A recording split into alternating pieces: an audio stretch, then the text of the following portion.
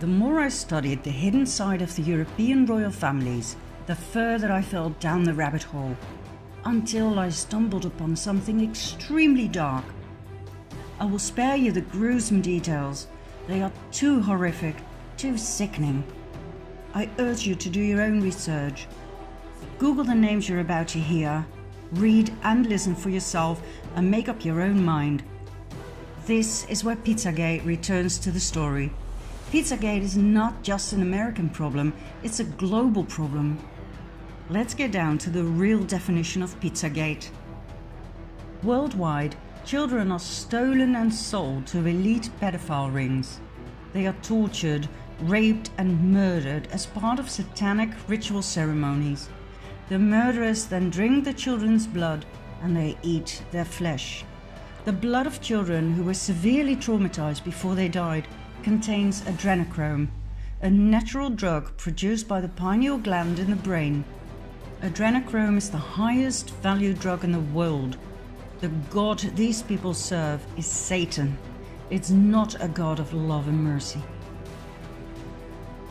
Whether or not you believe in the existence of Satan is not relevant. They do. And according to each and every eyewitness who has the guts to step forward, Pizzagate is real.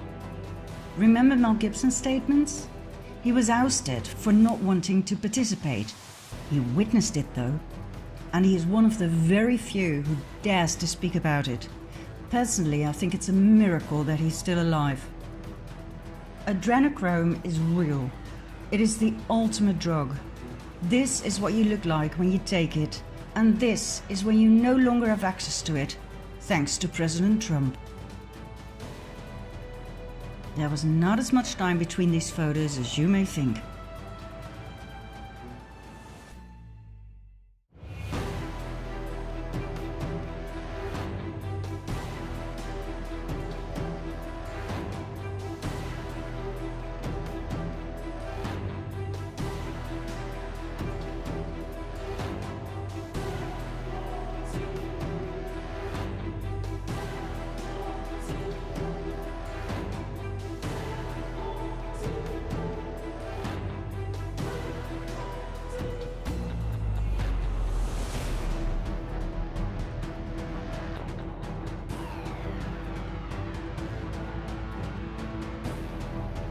Not many children survive the satanic ritual ceremonies. The very few ones that do were not meant to be killed. They were there to sexually serve the elite. Royalty, sheikhs, top politicians, bankers, judges, church leaders, worldwide. Most survivors were born into satanic cult families. When you study all of the survivors' accounts, you will see they have a lot in common. The same description of the atrocity inflicted upon them, the same names of perpetrators, and the same elite they belong to. The problem, however, is that these survivors are not believed by most people. It's easier to assume that they're insane or attention seekers than to face the horrible truth. Furthermore, not many survivors dare to step forward. They are simply too traumatized. I spent countless hours listening to their horrifying accounts. I read police reports, and I am convinced these people are not crazy. They are not attention seekers nor liars. Their stories are consistent. Please do your own research and find out about the following victims and/or eyewitnesses. The Dutch Annemarie van Blijenburg, Toos Nijenhuis, Anneke Lucas, and Ronald Bernard. The Irishman Richard Kerr, brother and sister Gabriel and Eliza Dearman from the UK, the American Sarah Ruth Ashcroft, and the Australian Fiona Barnett. Whenever a child sex offender was arrested in the Netherlands and its neighbouring Belgium, think Mark Dutroux, Roberts Mickelsons, they all swore they were supplying children for a large elite network. They were not believed. They were presented to the public as lone wolves, operating on their own. Most viewers will now once again experience some more cognitive dissonance. But hey, remember when the first reports emerged about the sexual abuse of boys and girls by Catholic priests and nuns? At first nobody believed it. People were too shocked to handle it. But now, so many years later, it is common knowledge to most people. The church paid millions of dollars to its victims in an effort to silence them. We now have the evidence. We have numbers, statistics. People have grown used to the idea that priests, bishops and cardinals rape children on an enormous scale. And if you think the popes washed their hands in innocence, you're in for a big shock. Now I realize that satanic cult offerings of babies and children is a step further than sexual abuse. But I can assure you that more and more victims will soon speak up. And step by step, people can work their way through their cognitive dissonance so that soon we'll be able to save these children. Where do these children come from? How come they can simply disappear without a trace? Without worried parents who report them missing? They come from orphanages, children's homes, youth detention centers. Some are homeless. Many are refugees fleeing wars. These children are stolen, sold. We're talking the fastest growing trade here. According to the survivors, not only the Dutch but also the British royal family are heavily involved in all of this. Back in the 1980s, a major controversy arose when it became clear that Prince Charles was a very close friend of Jimmy Savile, a notorious pedophile. Not only Charles, the entire royal family loved Savile, as did Prime Minister Margaret Thatcher. Savile was named by many victims and was said to have been extremely violent and cruel. He was never prosecuted and died a free man. Then there's the interesting close friendship between Prince Andrew and convicted pedophile Jeffrey Epstein.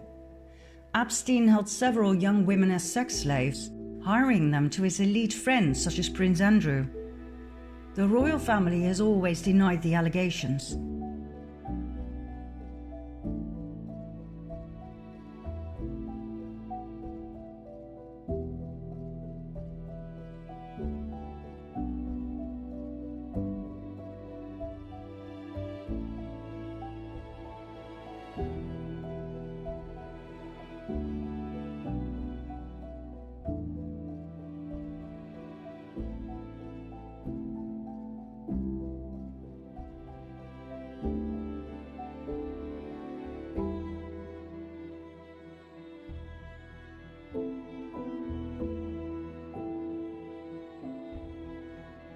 And there's more. In 2015, a video emerged, shot by a Swedish tourist at Buckingham Palace. It shows a naked boy climbing out of a window of the palace using a bed sheet. The boy cannot hold on and falls to the ground.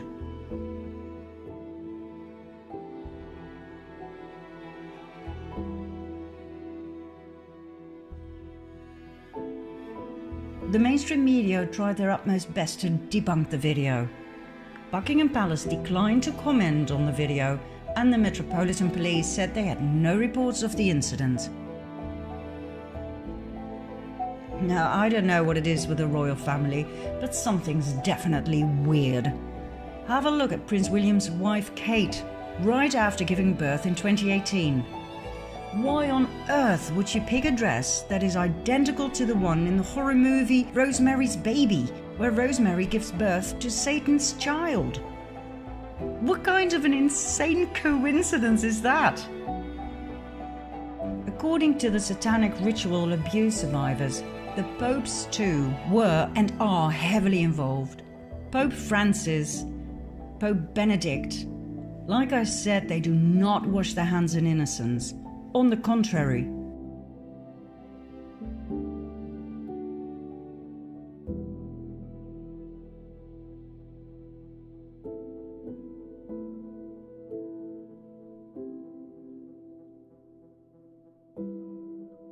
Both Pope Francis and the Dutch Prince Bernhard loved hunting parties, according to the survivors. Once again, I will do you the great favor of sparing you the disgusting details, but it boils down to this. The hunting parties took place in secret in forests, most of which belonged to royal estates in several European countries. The participants, all part of the before-mentioned elite satanic pedophile cult, would hunt down children, rape them, murder them, and cut off their genitals as a trophy. In February 2013, former Pope Benedict Joseph Ratzinger was prosecuted and sentenced by default for crimes against humanity by the International Tribunal into Crimes of Church and State.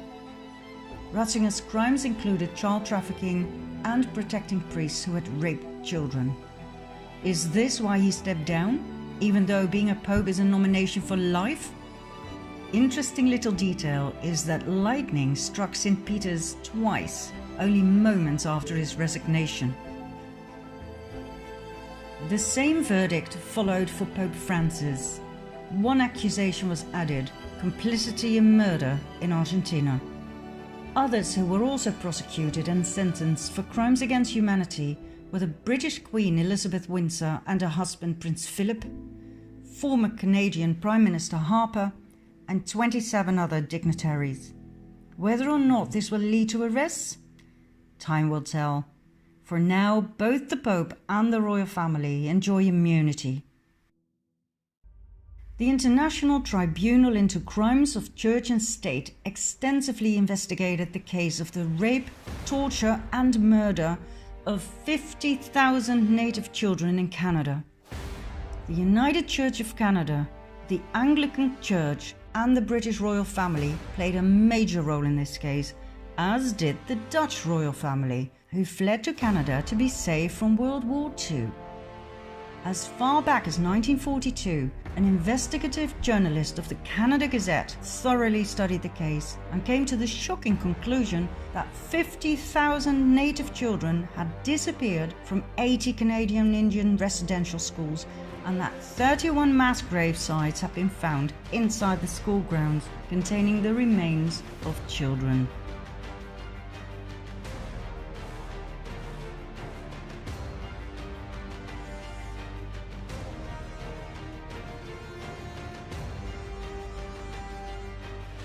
Now, as shocking as this may be, it is nothing new.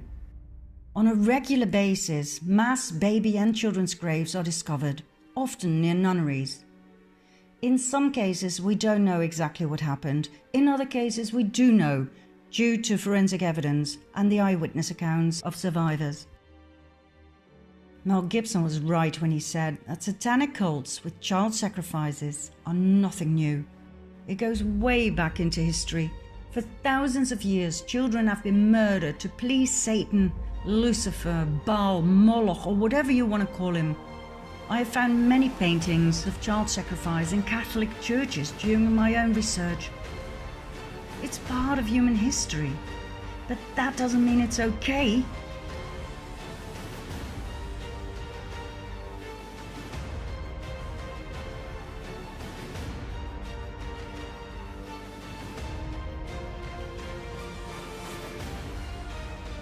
We all know about the Aztecs and the human sacrifices, and we can deal with that, for it's old.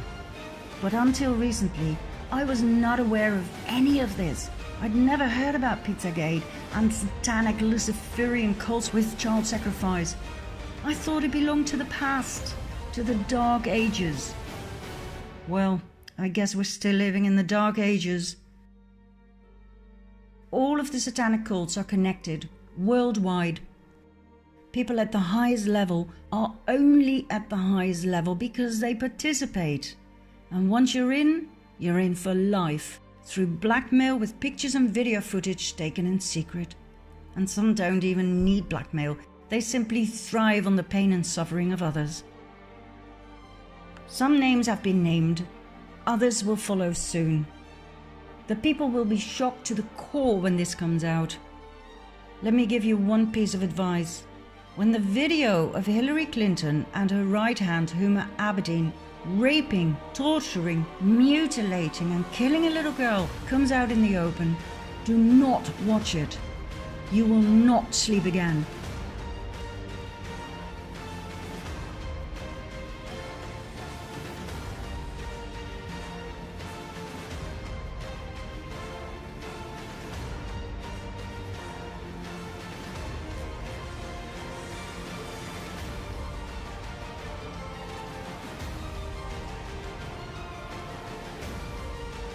There are certain things I will not share with you here, simply because they are too horrific. Like this shower torture of a child by John Podesta. Search and find it for yourself if you like. I wish to wake people up, not traumatize them. The same goes for the red shoes. You want to know what they're made of? Do your own research. I'll give you a small hint. The tradition of red shoes for the elite goes all the way back to the Byzantine tradition, when kings would wear them as symbols of bloody martyrdom. The video, by the way, was found on the confiscated laptop of Anthony Weiner, the ex-husband of Huma Abedin. It was stored together with thousands of other files in a folder called Life Insurance. Talk about blackmail. Weiner, by the way, was sentenced to serve 21 months in prison for sending sexual texts to a minor back in 2017.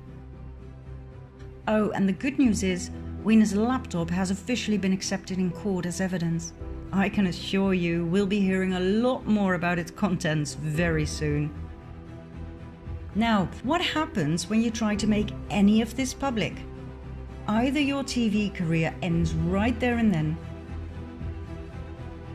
or you get a heart attack,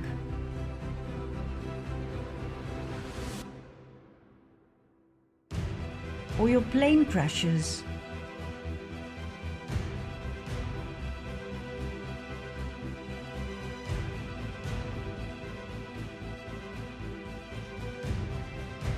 or you end up dead in a hotel room.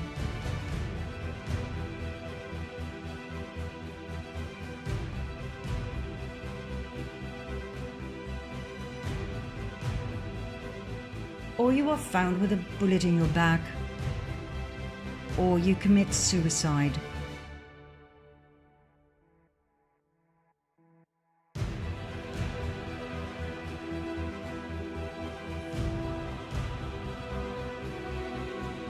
And guess what?